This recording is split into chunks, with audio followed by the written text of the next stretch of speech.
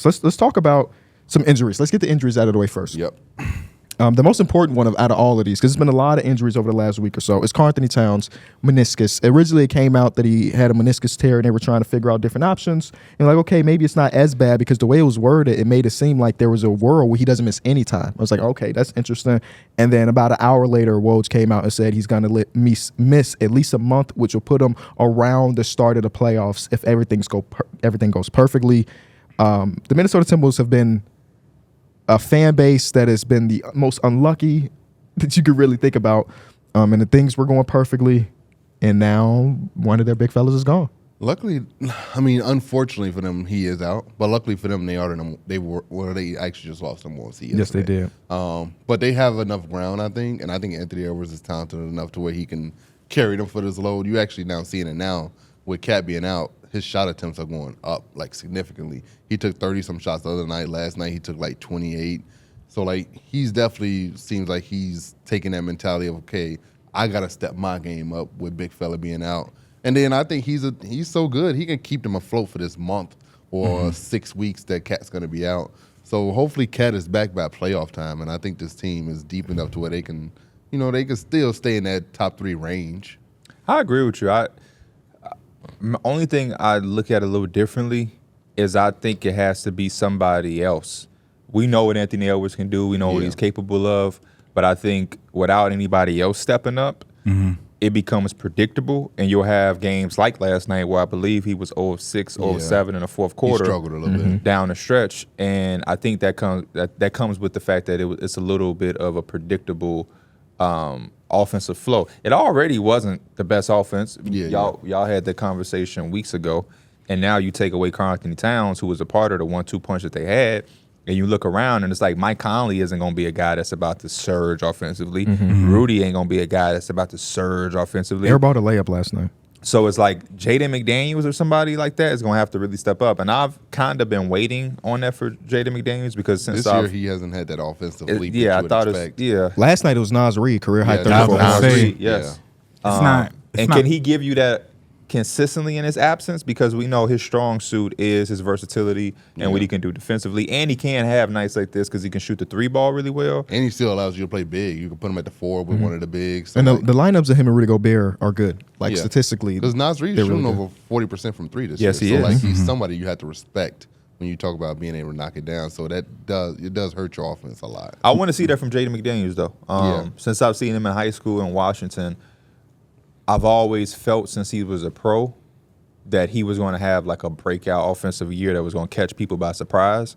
But I loved his route to the NBA because I think guys like him, they have to buy in on the defensive side first because they're not going to be the 1A that they were used to in high school because they're not elite offensively. But I think he can be a guy who, as your third option, can be reliable. So I really hope that we can see him start to take some steps in that direction because it's in there. It's in there. And those type of guys like him, that's how you do it. You come in and you go to a team that has a option 1, option 2 already, and those are elite superior offensive players. You buy in on the defense side of the basketball. That's how you get on the court. You become a stopper. And then the more time you get, the more freedom.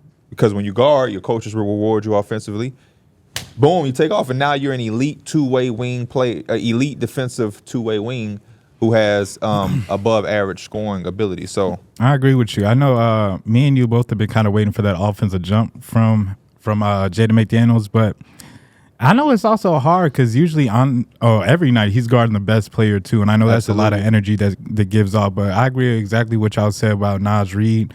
I was gonna bring him up. He's not Cat, but he could replicate a little bit of the things that he does, and I think that's still some hope for you during this time that Cat's out for the month. But if he can make it back in time, this team they want to be healthy going in full strength because after the season you just had, you don't want to have no dud to kind of end the season. Only thing that scares me is that we don't know what he will look like eventually when he comes back. You're talking about meniscus tear, a month of not playing basketball. Like, we probably won't get the same version of Cat. Exactly. And so you're throwing him into the fire for the playoffs, and there's a lot of discourse around Cat when you think about his 2 playoff appearances so far in his career, how his play has gone down. I just think, it's a rough timing. That's all. And Karl-Anthony Towns himself, get well soon. He's had a rough 4 years or so. Been through a lot, man.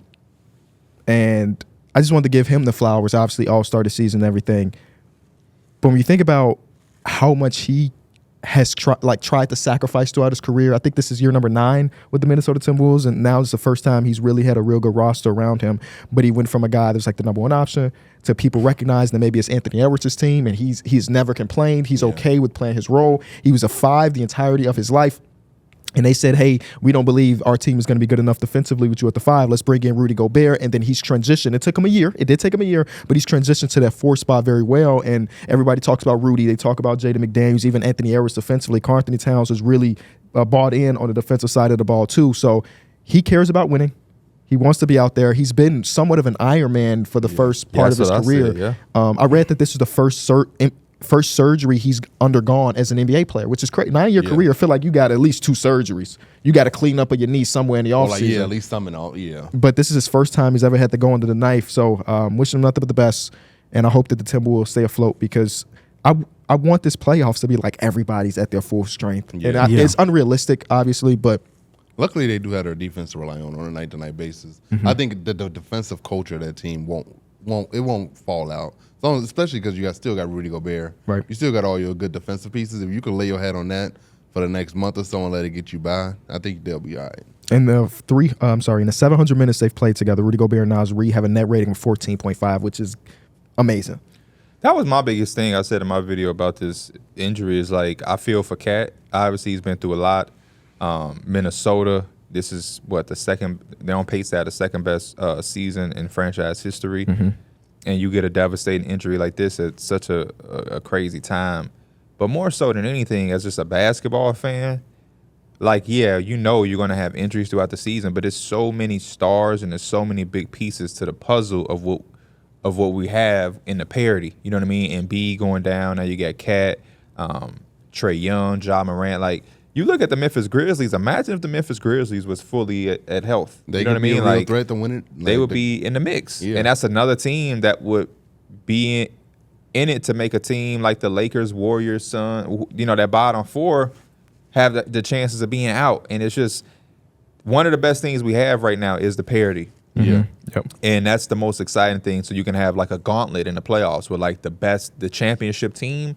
They were the best last team standing. That's what we all want to see. And it just feel like these injuries are starting to pile up and hypothetically take it away, can take it away from us. Even the teams that ain't necessarily in the playoff mix, they're so good that shit on a random night, Scotty Barnes can put up 30-something and snatch a win in Toronto. He's out. What'd he do? Break his finger or something like that? Like, Trae Young and his left hand, the Hawks is having a disappointing season, but on any given night with him and DeJounte and that team being at fully healthy, they can beat anybody. We've been liking the Vic show because the Spurs suck.